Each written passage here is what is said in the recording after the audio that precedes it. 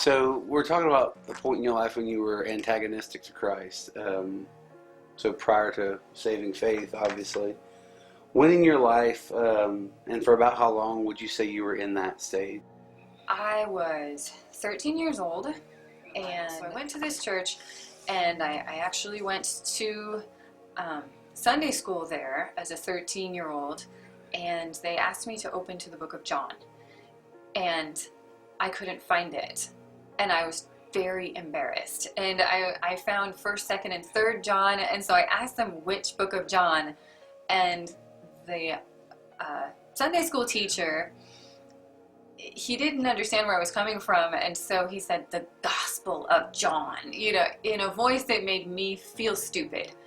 And that was where the antagonistic thread began, because I hated feeling stupid. And so feeling stupid made me very angry, and I decided right then that I was going to prove their religion wrong. I was not going to be the stupid one in the room that didn't know about their religion. I was going to learn enough about this Christianity and their Bible that I was going to prove it wrong. It didn't last very long. I had went to the library, just the public library, and got a bunch of books on Christianity, on religion, and I would just pore over these books every day, not understanding a word of them. And eating lots and lots of cookies. My sister's mother-in-law, her name was Peggy, she noticed that I was thin and decided that that needed to be rectified, and she would make me cookies. So you probably had a lot of positive reinforcement to not follow Christ, because you were getting cookies the whole time. I was getting cookies and reading these books. And What's one key thing that God used to help move you closer towards Him? That would be camp.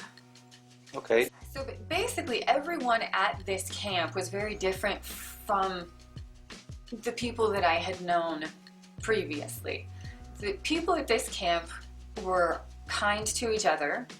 Nobody gossiped, nobody said anything mean about one another, which had not been my experience in school or in previous camp situations.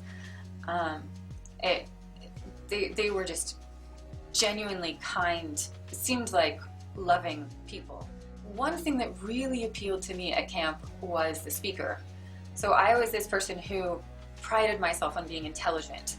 The speaker that week happened to be an older gentleman, I think in his 60s, who had a doctorate in physics, and he was speaking about creationism as opposed to evolution. And the other thing that God did was God helped Jenny Zuccotti to meet me where I was at. So she was obviously a Christian who was struggling with her faith, because she said, you know, I'm a Christian but I don't act like a Christian. But she was also intelligent, and so as she understood people, and so she asked me about midway through the week, she said, well, what don't you understand about the Bible? And that's something that nobody had said to me. And so what she did was she opened up the Bible, she took me to the book of Daniel, and pointed out some prophecies that had actually come to pass.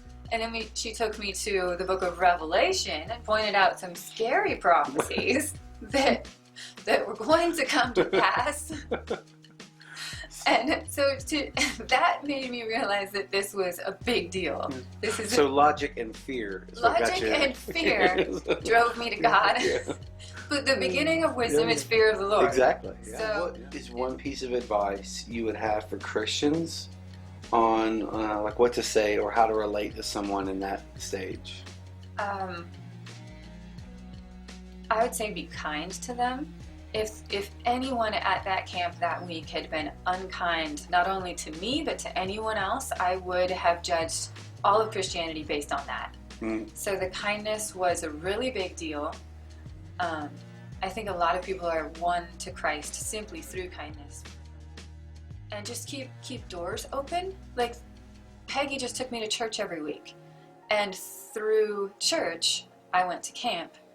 And it was at camp that I met people who actually could reach me for Christ. But so even if even if you're not the person who can lead them to Christ, just keeping that door open and being kind is a really big deal.